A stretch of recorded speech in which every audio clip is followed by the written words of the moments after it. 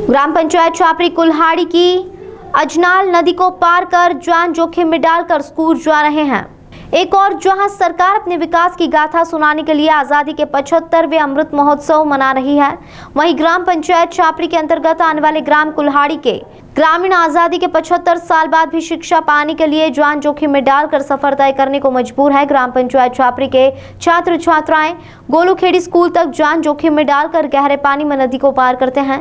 ग्रामीणों का कहना है कि हमने जनप्रतिनिधियों को इस समस्या की ओर ध्यान दिलाया, पर जनप्रतिनिधि चुनाव जीतने के लिए वोट मांगने तो ग्राम आते हैं और आश्वासन देकर वोट लेकर चले जाते हैं, लेकिन जीतने के बाद गांव की ओर पलटकर नहीं देखते, जिसका खामियाजा आज भी ग्राम पंचायत छापरी के ग्रामीणों को भुगतना पड़ रहा है।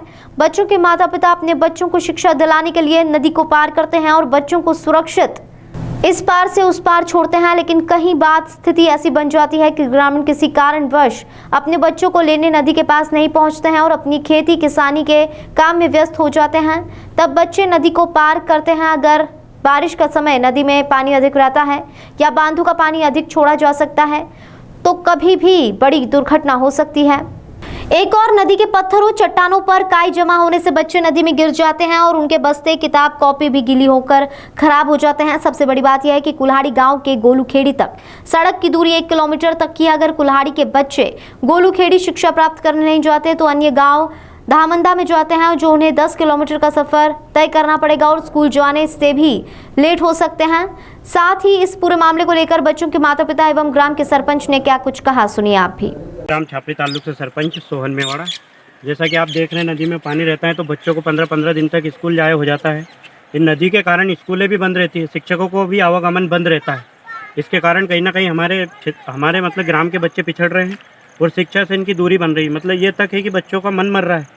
इन सारी चीज़ों के लिए हमने विधायक जी को भी बार बार अवगत कराया है, लेकिन इस चीज़ पे कुछ भी नहीं हुआ। जैसे भी पैर फिसलने से 2-3 बार तो घटना हो गई है, 2-3 बार बच्चों के घुटने टूट गए हैं। ये 2-3 बच्चे ऐसे हैं जिनकी कापी किताबें 4-4 बार भीग चुके हैं। उनके पिताजियों ने 3-3 4-4 बार इनके कॉपियाँ बैग दिलवाए हैं।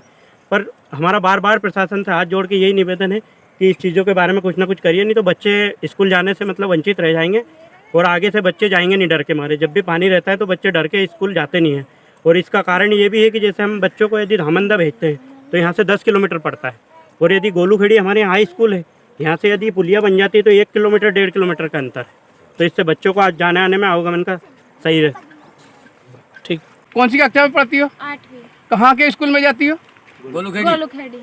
अच्छा, यहाँ कैसे निकलती हो नदी से जब स्कूल जाती हो? तो यहाँ पे नहीं आए, नदी में पानी रहता है तो नहीं जाते 15-15 दिन तक, और बैग सब गीले हो जाते हैं। अच्छा, मतलब कजी भी है इस नदी में तो बड़ी परेशानी होती होगी आपको आने जाने में, है ना? इसी तरह से स्कूल आना जाना करती हो आप पानी में?